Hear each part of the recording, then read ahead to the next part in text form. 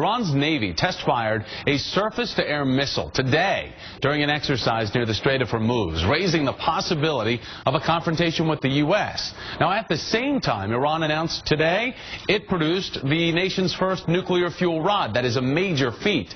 My next guest has said a U.S. attack on Iran is a real possibility, and joining me from Washington is Michael Adler, a contributor for the Daily Beast, also a scholar at the Woodrow Wilson Center. It's good to have you on with me this morning. I want to get to this because I think everybody watching at home, waking up and hearing about this, is going to be wondering how real is this possibility of the U.S. attacking Iran, especially with them touting the fact that they have now produced their first nuclear fuel rod.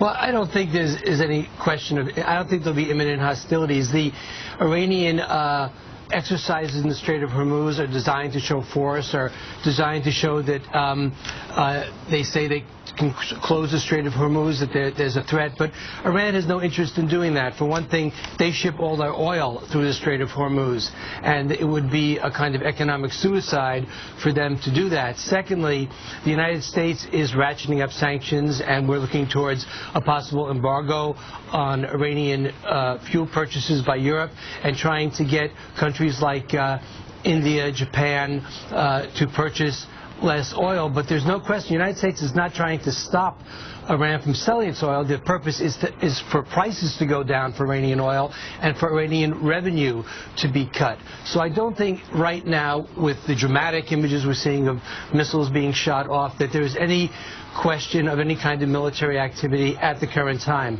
What we're looking towards, however, is an escalation of the diplomatic confrontation, where the United States is trying to up sanctions, and the United States is under pressure from the U.S. Congress and from Israel to a much tougher line against Iran. At the same time, you mentioned the nuclear fuel rod. I don't think that is what's significant. What's significant is the enrichment which Iran is doing. Well, Michael, let's talk about that, because as you're saying, this is more about diplomacy. When they come out saying that they have produced their first nuclear fuel rod, what type of message are they trying to send not only to the U.S., to the rest of the world, the significance?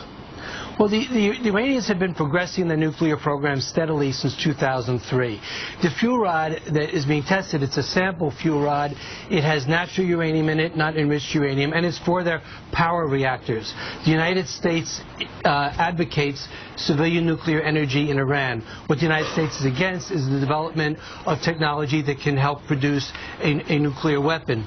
Iran has increased enrichment to 20% for a research reactor in Tehran. That's not the fuel rod they're producing so far. So the fact that Iran is making progress in nuclear technology is not that surprising. It's really not that dangerous. What it does show is that they have increasing technological capabilities. Michael Adler, thank you, sir. Appreciate your time this morning. Straight ahead on the Big Three, while the Republicans will try to sort